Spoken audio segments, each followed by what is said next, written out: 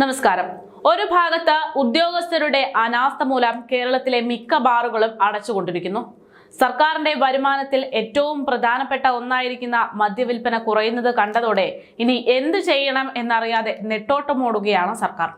അതിനിടെ മറ്റൊരു മാർഗമില്ല എന്ന വിലയിരുത്തലിനാൽ ഇനി ഡ്രൈ ഡേ ഒഴിവാക്കേണ്ടി വരും എന്ന തീരുമാനത്തിലേക്ക് സർക്കാർ കടക്കുന്നു എന്ന റിപ്പോർട്ടുകളാണ് പുറത്തുവരുന്നത്.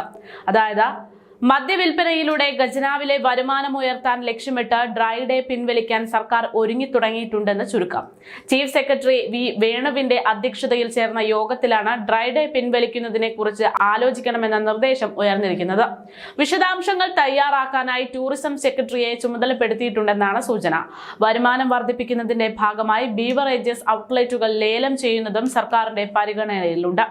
വർഷങ്ങളോളമുള്ള ബാർ ഉടമകളുടെ ആവശ്യമാണ് സംസ്ഥാനത്ത് ഡ്രൈ ഡേ പിൻവലിക്കണം എന്നുള്ളത്. എന്നാൽ ഡ്രൈ ഡേ അവതരിപ്പിച്ചതിന്റെ ഉദ്ദേശത്തിൽ തന്നെ ചോദ്യം ചെയ്യണമെന്നതിനാൽ സർക്കാരുകൾ അത് അംഗീകരിച്ചിരുന്നില്ല. കഴിഞ്ഞ മാർച്ച് 1 ചീഫ് സെക്രട്ടറിയുടെ അധ്യക്ഷതയിൽ ചേർന്ന യോഗത്തിലാണ് പിന്നീട് ഡ്രൈ ഡേ പിൻവലിക്കുന്നതിനെ പറ്റിയുള്ള ചർച്ചകൾ വീണ്ടും ഉയർന്നത്. സെക്രട്ടേറിയറ്റിലെ സൗത്ത് കോൺഫറൻസ് ഹാളിൽ മാർച്ച് 3 നടന്ന വകുപ്പ് സെക്രട്ടറിമാരുടെ യോഗത്തിലും ഇക്കാര്യം ചർച്ച ചെയ്തതായിട്ടുള്ള സൂചനകളാണ് പുറത്തുവരുന്നത്. സംസ്ഥാനത്ത് എല്ലാ മാസവും 1-ാം തീയതി ഡ്രൈ ഡേ ഉണ്ടാകുന്ന കാര്യം ഇനി വേണ്ട എന്നതാണ് ഇത്തരത്തിലുള്ള ചർച്ചകൾ.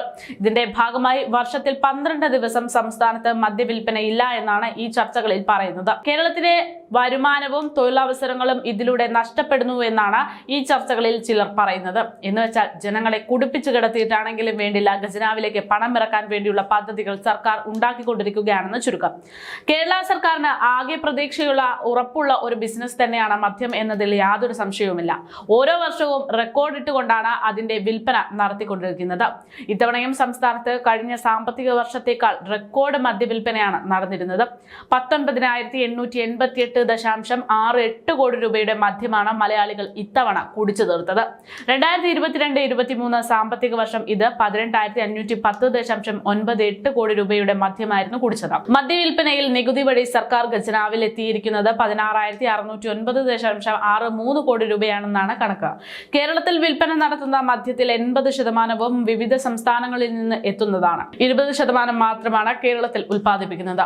ബീവറേജസ് കോർപ്പറേഷന്റെ ഉടമസ്ഥതയിലുള്ള 277 റീറ്റെയിൽ ഔട്ട്ലെറ്റുകൾ വഴിയും കൺസ്യൂമർ ഫെഡിന് കീഴിൽ 39 ഔട്ട്ലെറ്റുകൾ വഴിയുമാണ് സംസ്ഥാനത്ത് ഇപ്പോൾ നിലവിൽ മദ്യവിൽപ്പന നടത്തുന്നത്. സംസ്ഥാനത്തെ 3.34 കോടി ജനങ്ങളിൽ 29.8 ലക്ഷം പുരുഷന്മാരും 3.1 ലക്ഷം സ്ത്രീകളും മദ്യം ഉപയോഗിക്കുന്നതായിട്ടുള്ള കണക്കുകളും പുറത്തു വന്നിട്ടുണ്ട്. പ്രതിദിനം 5 ലക്ഷത്തോളം ആളുകൾ മദ്യം ഉപയോഗിക്കുന്നതായാണ് റിപ്പോർട്ട്. അതോടൊപ്പം ഡ്രൈ ഡേ കൂടെ ഒഴിവാക്കി കഴിഞ്ഞാൽ സർക്കാർ ഖജനാവിലേക്ക് പണം കുന്നുകൂടുമെന്നുള്ള പ്രതീക്ഷയിലാണ് ഇപ്പോൾ സർക്കാർ. അതുകൊണ്ട് തന്നെ ഉടൻ തന്നെ ഡ്രൈ ഡേ ഇല്ലാതാക്കും എന്നുള്ള റിപ്പോർട്ടുകളാണ് പുറത്തുവരുന്നത്.